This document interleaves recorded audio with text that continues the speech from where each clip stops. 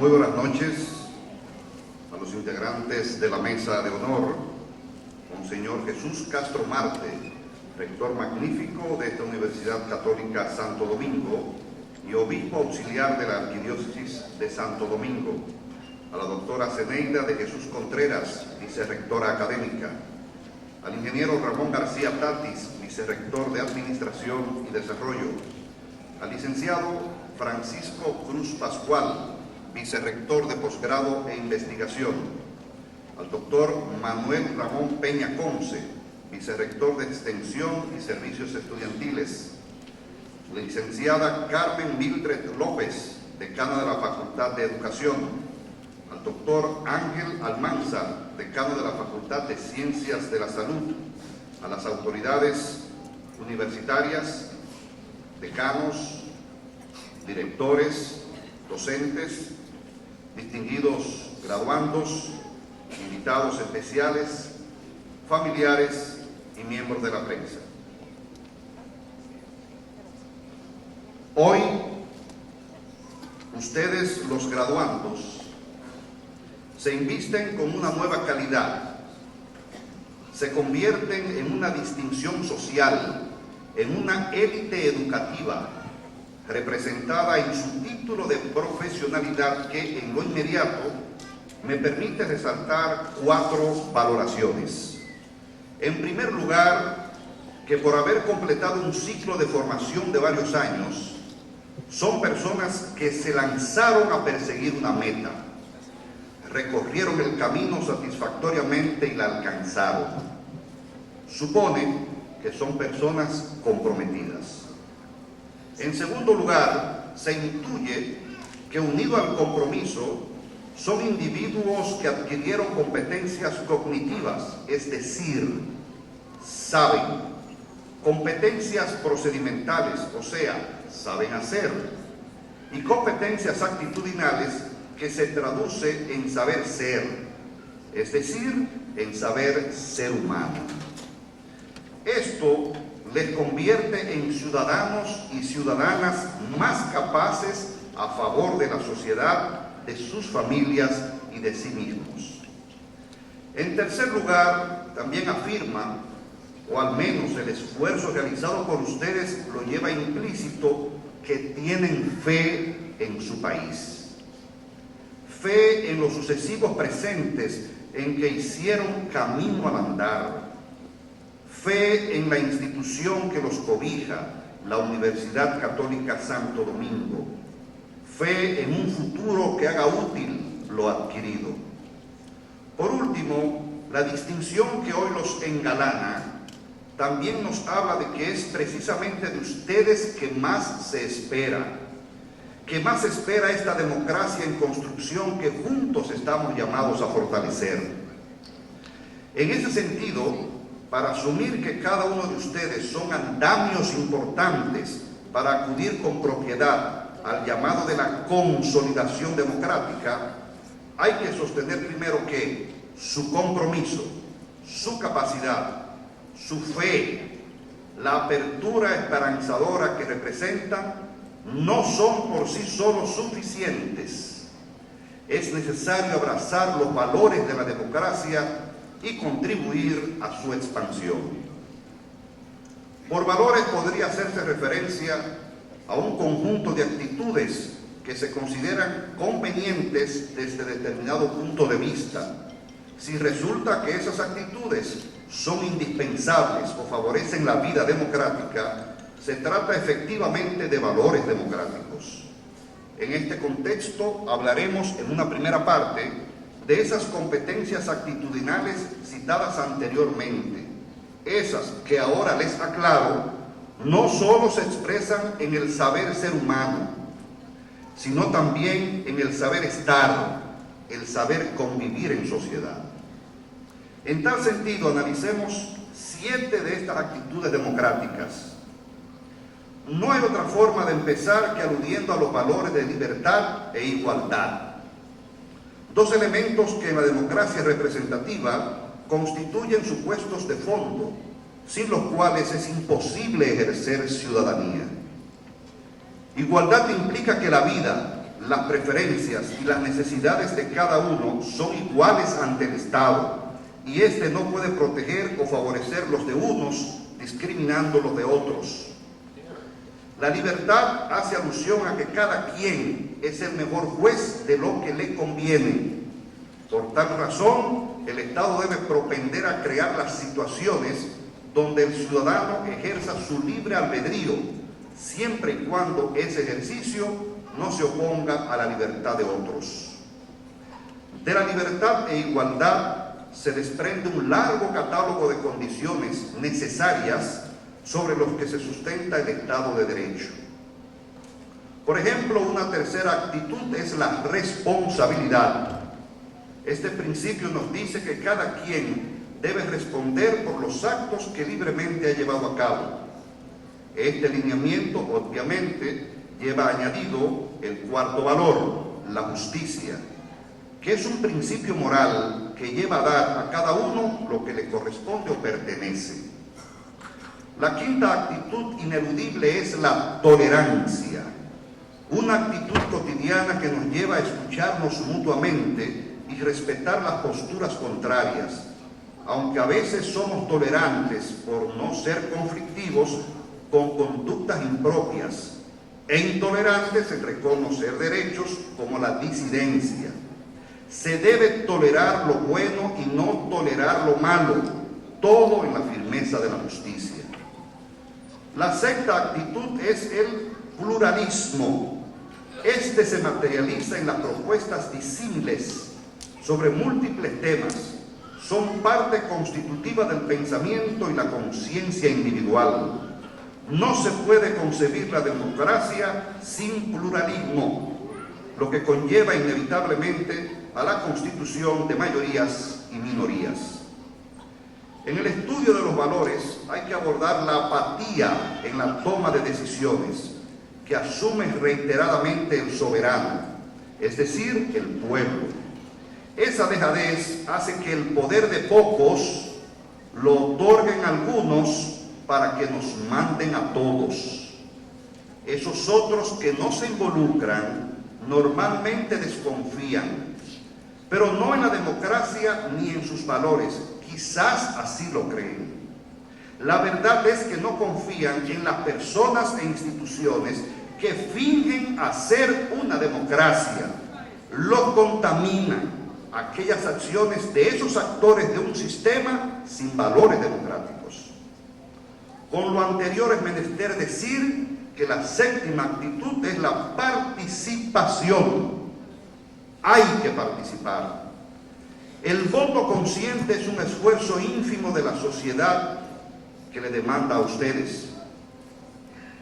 Cuando el debate político electoral se enfoca en la discusión de temáticas específicas en base a un plan de gobierno, se fomenta el voto temático por parte de un electorado más consciente.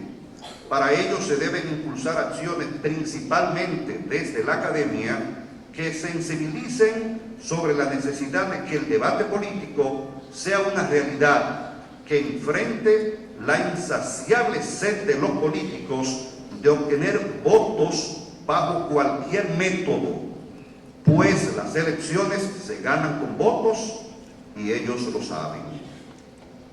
Hay varios factores negativos que repercuten a la hora de ejercer el voto, como son el clientelismo, la campaña sucia.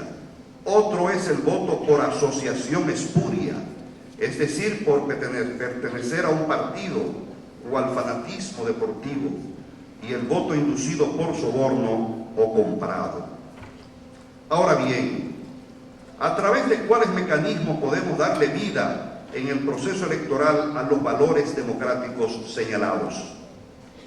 Para dar respuesta, lo primero que destacamos es que un proceso electoral es la conjugación de todas aquellas etapas en que se desarrollan las asambleas electorales, es decir, las elecciones, desde su inicio hasta el ejercicio del voto, la determinación de los ganadores y las posibles impugnaciones electorales ante los tribunales electorales.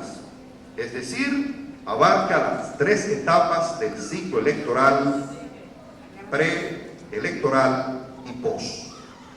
En tales atenciones, con el propósito de medir la calidad de la democracia en términos objetivos y de esta forma ser más exigible, los expertos electorales han enarbolado el término integridad electoral, que tiene por objeto garantizar elecciones libres y honestas.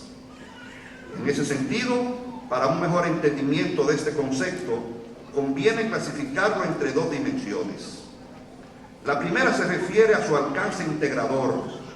La integridad electoral asume una visión global de todos los aspectos del proceso electoral, partiendo del sufragio y sus requisitos, de los organismos electorales y su composición, de la organización del acto electoral hasta la entrega de los votos, el escrutinio, la publicación de los resultados y su fiscalización. La segunda, y es en la cual se apoya esta ponencia, hace referencia a que la integridad electoral es la relación entre valores y prácticas. Por un lado, postula la correspondencia entre valores y normas, y por otro, la relación entre los comportamientos, sus resultados y sus consecuencias. El norte de tal aspiración es la honestidad de las personas e instituciones que caminan por el ideal de la integridad en todo proceso electoral.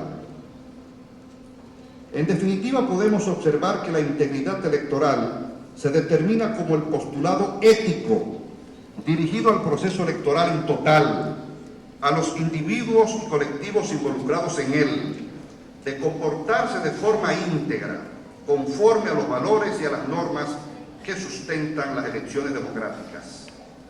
Sin embargo, a raíz de la insatisfacción de las sociedades, fundadas en las diversas percepciones de los ciudadanos respecto a la democracia, a nivel global se ha producido una especie de descontento que ha dado como resultado un fenómeno denominado desafección democrática o política, del cual República Dominicana ha sido evidentemente influenciada.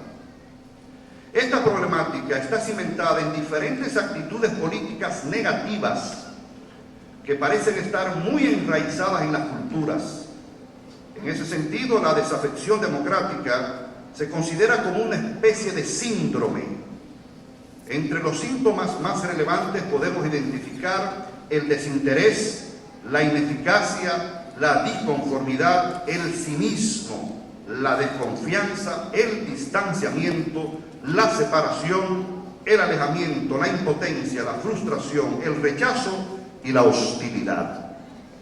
Se refiere además a un sentimiento persistente de falta de valores respecto a las instituciones y líderes políticos existentes, y que tiene como consecuencia que los propios ciudadanos se consideren a sí mismos ajenos a lo que le corresponde en democracia. En las últimas décadas, el sistema electoral dominicano ha venido operando con una notable carencia de disposiciones legislativas que garanticen ciertos estándares democráticos aceptables, pues hasta el año pasado solo teníamos vigente la Ley 275 del año 97, la cual establecía algunas reglas mínimas de cómo debía desarrollarse el proceso electoral. No obstante, en el propósito evidente de mitigar la desafección política, en fecha 15 de agosto de 2018, fue promulgada la Ley 3318 de partidos, agrupaciones y movimientos políticos, la cual se enmarca dentro del proceso de evolución que ha venido experimentando el sistema electoral dominicano. Así las cosas, al analizar la referida ley, podemos observar que, muy acertadamente, el legislador la ha sustentado en base a disposiciones relativas a valores éticos y morales. En ese sentido, de los 10 considerandos y de los 84 artículos que componen la referida ley, hemos identificado 15 disposiciones que hacen referencia específica a valores democráticos, a valores éticos y cívicos, lo cual indica que el legislador ha querido acorazar la ley con normativas que pretenden lograr la idealizada integridad electoral en la República Dominicana. Entre los valores contenidos en la ley podemos citar la libertad, la justicia, la solidaridad, la diversidad ideológica, el acatamiento a la voluntad de las mayorías, la no discriminación, la equidad de género, la transparencia, la alternabilidad en el poder, el uso de medios democráticos para acceder a la dirección del Estado y el reconocimiento de los derechos de las minorías. Somos de opinión que estos valores son forjados de manera progresiva en cada persona. Todos tenemos la capacidad de ser íntegros, empero la integridad es difícil de identificar, no está escrita en la frente, es un comportamiento que se comprueba en los hechos, en la vida cotidiana, en cómo reaccionas ante las tentaciones antidemocráticas. No todos tenemos la capacidad de responder en base a estos valores. Por eso en las sociedades como estas se viola la ley, no se sanciona y crece la desafección. ¿Cómo enfrentamos las dificultades propias de las prácticas indebidas que afectan la integridad electoral? Hay una cruda realidad en la mayoría de los países latinoamericanos.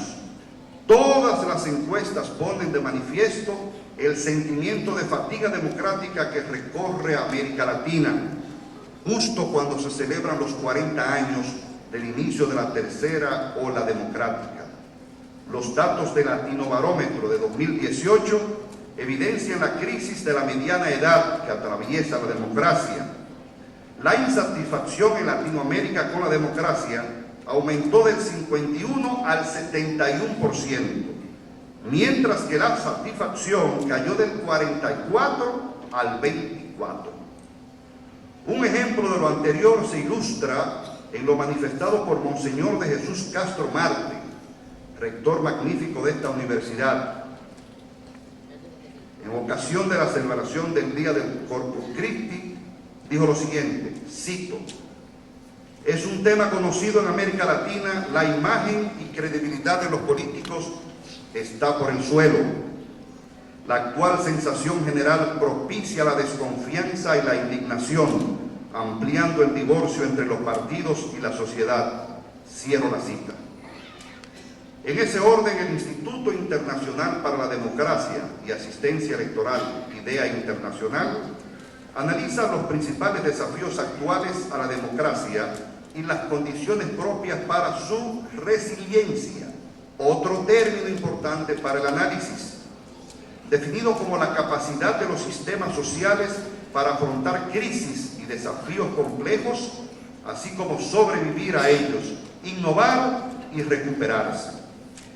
En aras de mitigar la desafección democrática, la legislación dominicana ha establecido consecuencias negativas a determinadas conductas en las que podrían incurrir los partidos políticos, sus militantes, los miembros de las juntas electorales municipales y de las mesas electorales, así como la ciudadanía en general, las cuales son consideradas antiéticas e inmorales. Por esto, en la Ley Orgánica del Régimen Electoral se han tipificado 23 crímenes y 40 delitos electorales, 63 infracciones en total, que tienen en común la protección de aquel bien jurídico indispensable para el funcionamiento de un Estado, la democracia.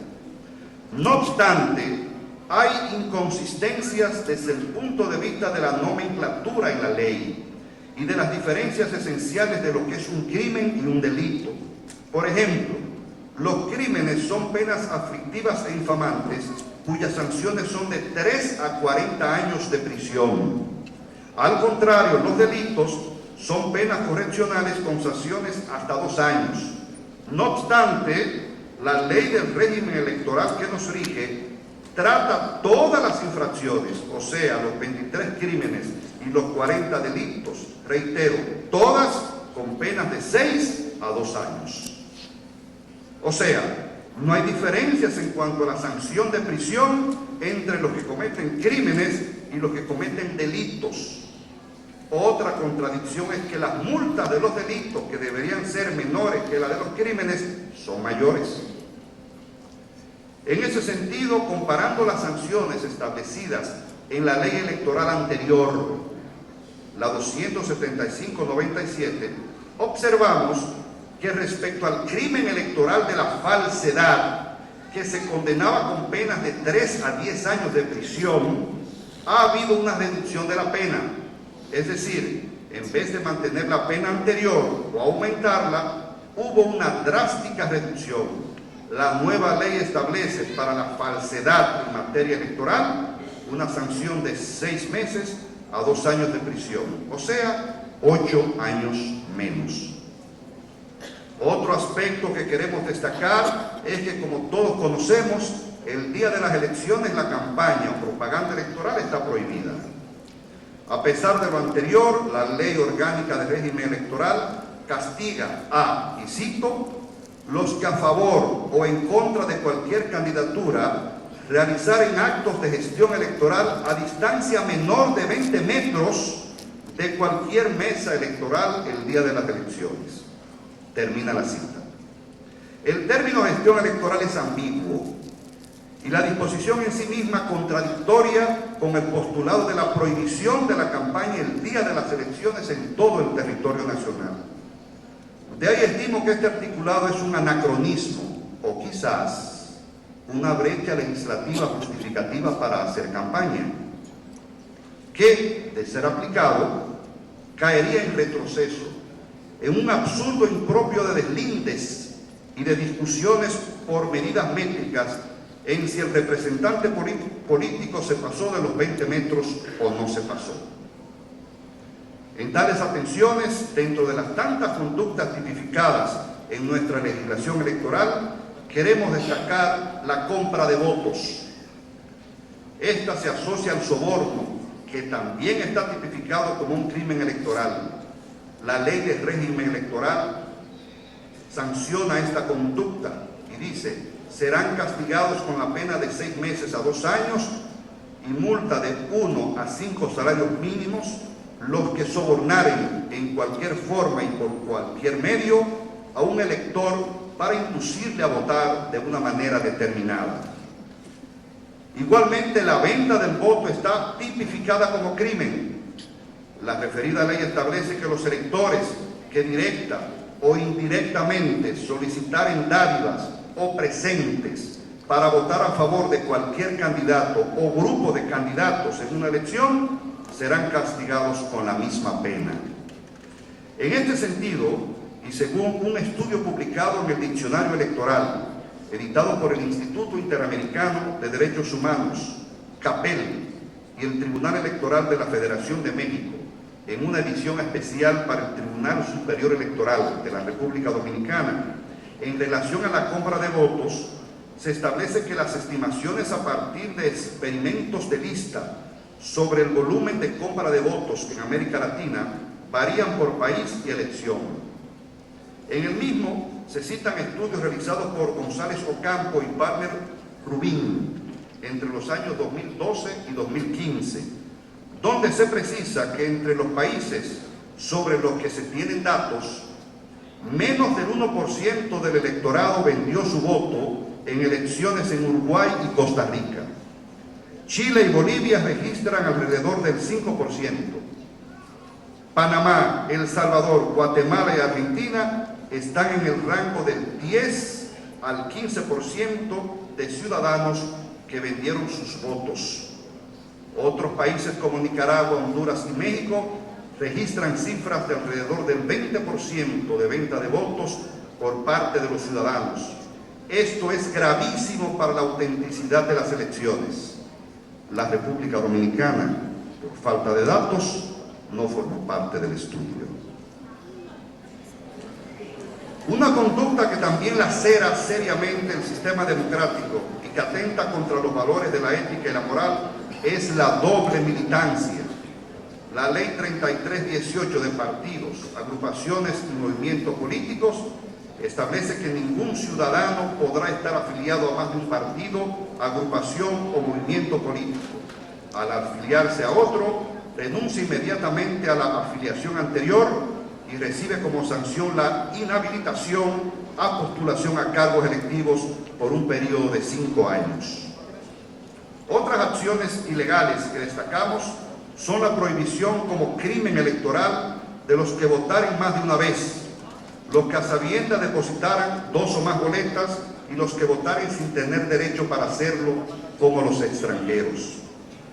Igualmente se castiga los que mostraren su boleta electoral mientras la estuvieren preparando o después de preparada para votar a cualquier persona, dando conocimiento de su contenido o en cualquier forma dieren a conocer el sentido en que hubiesen votado o se proponen votar. Esto último cuestiona la práctica de llevar un celular de manera oculta, tomarle una foto a la boleta marcada con el voto y exhibirla en redes sociales, lo cual constituye una violación con sanciones de 6 meses a 2 años de prisión. La normativa parece que castiga más al ciudadano que a los políticos y a los partidos. En ese sentido, la propia ley de partidos políticos, agrupaciones y movimientos establece 13 tipos de penalidades para ellos. La mayoría sanciones de multas y en casos muy excepcionales remite a penas de prisión establecidas en las leyes, sin una identificación precisa, sin una certeza normativa de cuál es el tipo penal, a diferencia de la ley de régimen electoral que sí aclara la pena, es decir, los años de prisión. Un ejemplo de esto lo constituye el artículo 78, que establece que en el caso de recibir financiamiento ilegal, los candidatos, partidos, agrupaciones o movimientos políticos, personas físicas y jurídicas responsables, serán condenados al pago del doble de la contribución ilícitamente aceptada, sin perjuicio de las sanciones penales establecidas en otras leyes. Hacemos la salvedad de que la ley más afín a sancionar una conducta como la indicada es la ley de lavado de activos. Sin embargo, los partidos políticos quedaron excluidos como sujetos obligados y por ende no podrían ser penalmente responsables por la misma. La ley de partidos políticos se caracteriza porque sus sanciones en la mayoría de los casos son multas, es decir, sanciones económicas, lo cual no es una garantía para el cumplimiento de la norma. Daniel Sobato, en el marco de un panel sobre el sistema electoral y los partidos políticos organizados por el Tribunal Superior Electoral el año pasado, dijo lo siguiente, cito: si lo único que le dejamos a los partidos políticos como sanción son las multas, entonces estamos generando los incentivos perversos en el sistema. Violo la ley para maximizar mis posibilidades de ganar, sabiendo de que esto no tiene consecuencias sociales en términos de votos y sabiendo de que tampoco va a tener mayores consecuencias, porque es claro que el cargo que gané violando la ley lo voy a mantener. Y en el peor de los casos, lo que voy a pagar es una multa que tiene un costo muy ínfimo. Por eso se debe agotar por un sistema de sanción efectivo. Cierro la cita. Es evidente que en los niveles de eficacia de aplicación de la ley, este tipo de sanción económica tiene un nivel muy bajo de respeto, pues hace alusión a aquellas leyes que, aunque tienen sanciones, las personas prefieren o les conviene más incumplirlas que cumplirlas. En buen derecho, el incumplimiento resulta más gravoso, costoso que el propio comportamiento exigido por la norma. No obstante, en República Dominicana históricamente no existe un antecedente, ninguna condena penal por violación a la norma electoral.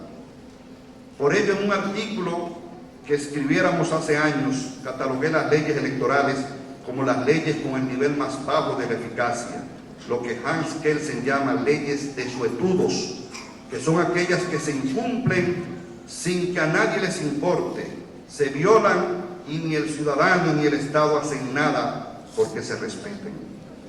En este nuevo contexto, la propia ley de régimen electoral ha ordenado la creación de una Procuraduría especializada del Ministerio Público en materia electoral, cuyas funciones son investigar, perseguir y acusar a los infractores de las disposiciones electorales en el ámbito penal.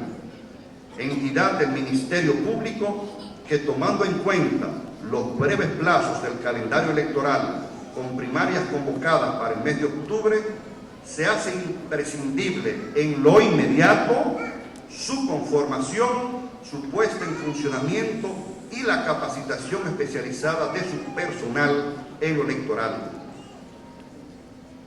En este sentido, y retrotrayéndonos, si al principio les señalé que para ustedes acudir al llamado de la consolidación democrática, su compromiso particular, su capacidad, su fe en el país, la esperanza que representan, necesitan acompañarse de valores, la única forma que justifica sentirse positivo respecto a la expansión de estos es el fortalecimiento de las instituciones.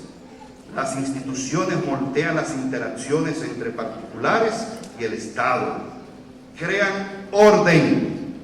Volátiles y vacías serían las nociones de libertad, igualdad, responsabilidad, justicia, tolerancia y participación si lo que se habla es de un desorden y de una desafección que nos afecta a todos. Distinguidos graduandos, no faltará alguien que replique con mucha razón que las instituciones son dirigidas por hombres y mujeres con actitudes democráticas o antidemocráticas. Podríamos andar así en los turbios caminos del pesimismo paralizador que dibuja un círculo ante el que no tendríamos más deseos que permanecer dentro de él.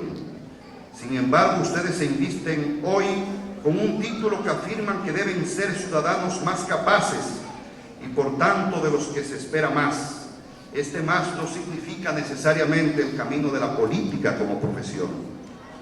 Más importante es que entraña que sean personas con valores democráticos, que esto los lleve a cumplir la función que les toque con responsabilidad y apego a las instituciones. Implica reconocer que las leyes nunca serán suficientes, pero siempre serán necesarias. Implica no irrespetar la autoridad simplemente porque no favorece mi interés inmediato. Ello implica que seamos soldados activos en la lucha, aplicando de manera transversal el saber en su profesión, el saber hacer en su profesión, el saber ser humano con valores cristianos y el saber convivir en sociedad con valores democráticos. Muchas gracias, bendiciones y felicidades.